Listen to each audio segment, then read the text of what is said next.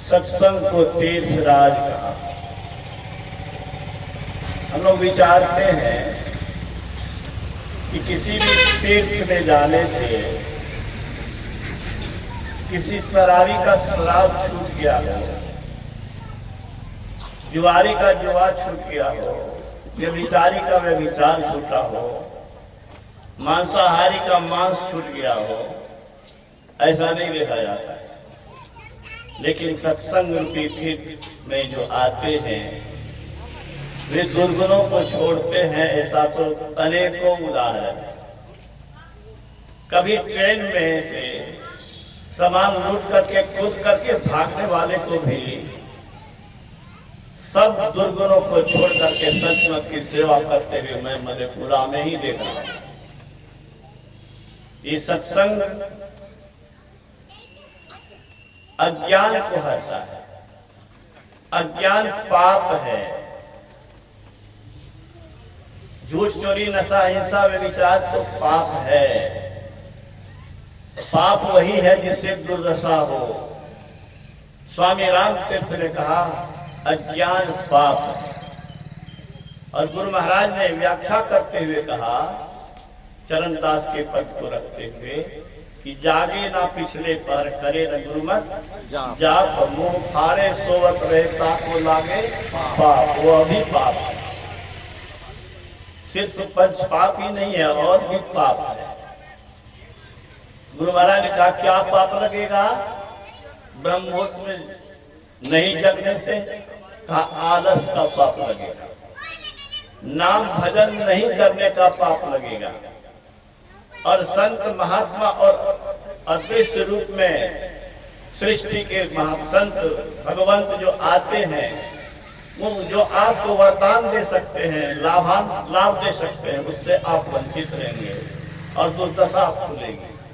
तो अज्ञान पाप है। अज्ञान के कारण ही लोग कुकर्म करते हैं। भीम सरोवर में गया, पानी लेके कुल्ला आचरण करने लगा। किनारे से आवाज आई खबरदार, पानी को गंदा किया था। लोग कहते हैं कि 10,000 हाथी का बल था भीम को। उसने अनसुनी कर दिया। दोबारा कहा, फिर अनसुनी कर दिया। वह युवक साधारण नहीं था, बड़ा बलशाली था। भीम से भी ज्यादा बलशाली था। एक हाथ गर्दन पर, दूसरा ठेगना पर उठा लिया फुटबॉल की तरह और चला इसको डुबा के मारो। भगवान कृष्ण तो पांडव के रक्षक से प्रकट हो गए। कार्य क्या कर रहे हो? कहा वही कर रहा हूं जो करना चाहिए। ये भारी दुष्ट है। इस सरोवर का जल हम लोग पीते हैं, इस क्षेत्र के लोग, और इसको कुल्ला आचमन करके गंदा कर रहा था। इसको मैं डुबा के मार दूंगा। अरे तू पहचानता है कौन है? कहा पहचानता हूं, ये भारी दुष्ट है।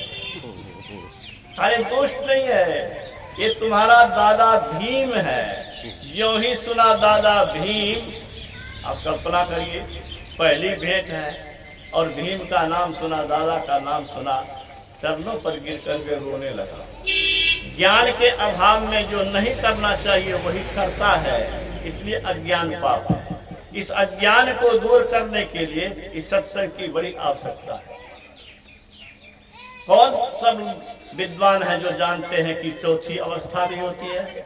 अभी आपने सुना ना कि जागृत, स्वप्न, सुषुप्ति, बच्चे हों बूढ़े हों सभी इस तीनों अवस्था में जाते हैं। सोते हैं, सपनाते हैं, जगते हैं।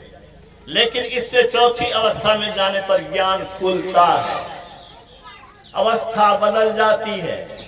गुरु महाराज ने कहा जैसे स्वप्न भंग होने से स्वप्न बिल्कुल मिथ्या मालूम पड़ता है, उसमें कोई दम नहीं लगता है, तो बेकार की चीजें थी।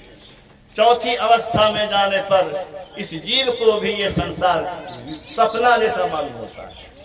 ये सपना का ज्ञान देने वाला कौन हो सकता है? ये संत ही हो सकता है, और ये सत्संग में ही ये ज्ञान मिलेगा।